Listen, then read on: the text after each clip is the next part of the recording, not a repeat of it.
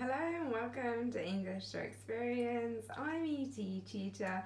This is a quick follow-up video from this one here that I've released earlier on today. So it's all about getting started with your preparation, and what I've done here is actually done one of the tasks that I mentioned in the video. So I've given you a bit of an idea of how to organise a week. So the idea is you'll have already read the text and you're now trying to get to grips with making all these different notes that you need to, that are going to help you to answer those exam questions. So Monday, good idea to get actually doing some reading. Start with wider reading. I like to do something like, okay Google, set 2-minute timer. Alright, 2 minutes, starting now. She'll kick in and I'll look at what I want to read and I'll say to myself, I'm going to read it in this 2 minutes, and then I'll make the notes. Okay Google, cancel timer. Okay, consider it cancelled. Cheers. Right, so then once you've done that and you've got a little method to keep you motivated, you can also think about, do you need other resources? Are you the kind of person who maybe will get on with something if you've paid for it? If you are, then something like a subscription service might be really helpful. Or ordering textbooks if you are the kind of person who likes something tangible, something to hold on to. If you're a regular to the channel, you'll probably realise that I'm quite a tactile person. I like colours, I like to have things to hold that trigger my memories. So if you're similar in that way, it might be textbooks and making flashcards and making these mind maps. But if you're somebody who enjoys reading on a computer, then subscription services can be really helpful as well. So you'll get started there, get the stuff you need for the future. Then comes along to Tuesday and you can start really focusing in your reading on some particular aspects of the text. So these things are things you're going to want to cover regardless of whatever novel you're doing or whatever play you're doing. You always need to have a good understanding of plot, context, language, structure.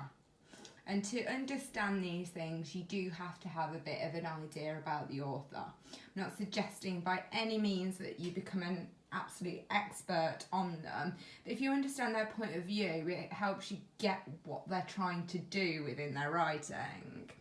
So have a look at those things and start to create some notes using all your resources.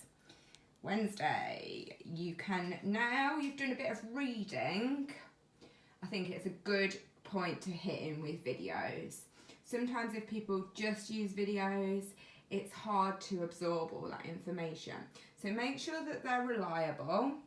Make sure you know who the person is doing a video. If it's me, you know me, you know my voice, you've seen my face, although I like to hide quite a lot. Say somebody else like Teach Smith, who I know is active a lot on Instagram. You know them, you can see their experience. Same with Educated Minds. Anywhere where you know who's talking and you can check out their credentials is good.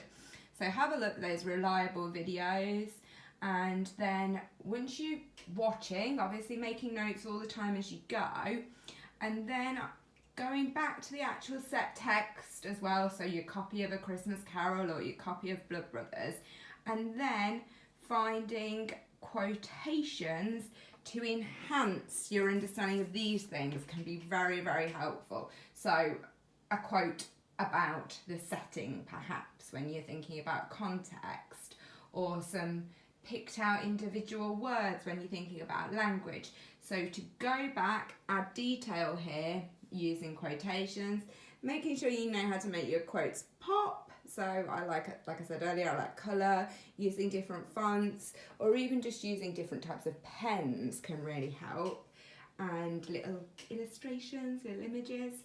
Then once you've done this, you're getting on quite well, and you're sort of at the point where you can start zooming in on particular characters.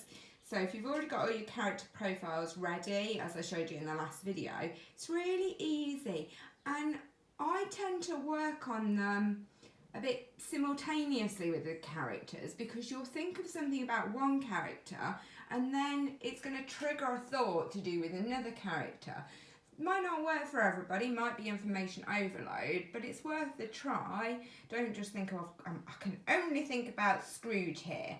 Oh no, I thought about Fred. I can't possibly go and get my mind map for Fred. If they're all there in your folder, it's very easy to flick back and forth at that point and fill them in as you go, making sure you've got lots of quotations, but also trying to make the links between what you've found here and what goes on in terms of the characters, their motivations, their thoughts, their feelings, the ways they behave, are going to be influenced to some degree by the context, so when and where the story is set, what's happening at the time, and we're going to learn loads about them through the language as well.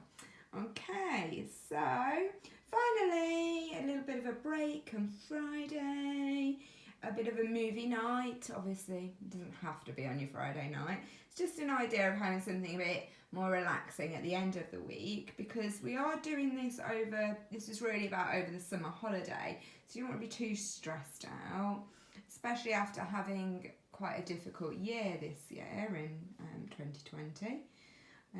Perhaps the word quite is a bit of an understatement.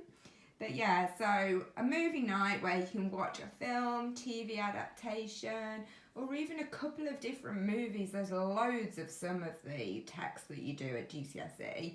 Because they're so famous, lots of people have had a go at it. The important thing to do is to make sure you compare those adaptations to the original text itself.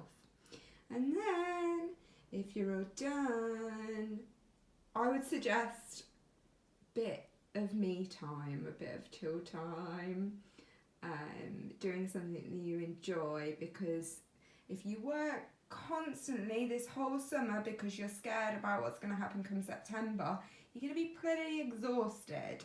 But if you haven't done all of these things, maybe just go back and try to catch up a little bit on some of them.